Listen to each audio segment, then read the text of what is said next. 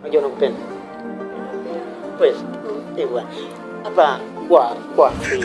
Sawa. Hapa ni nyumbani, muda wote na masaa yoyote. Unaweza kufika, umenipigia simu, umenipigia simu, njoo ni kwako. Be free my love. Sawa. Nakupenda.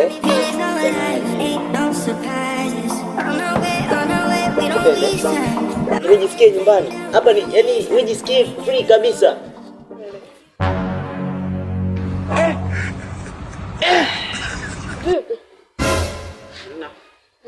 Habibi tena. Migoni. Good.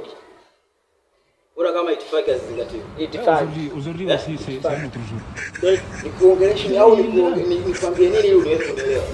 Juzi nimekuelekeza vizuri. Jana nimekuelekeza vizuri. Leo unakuja bila taarifa. Sasa unaona kama ile joto tumechangia sawa. Baby wewe unasema ngapi? Unajua nalipia shilingi ngapi? Na kualibia nini? Jana nikuelekeza. Leo nimekuelekeza. Inakuwa midai tena hivi pia.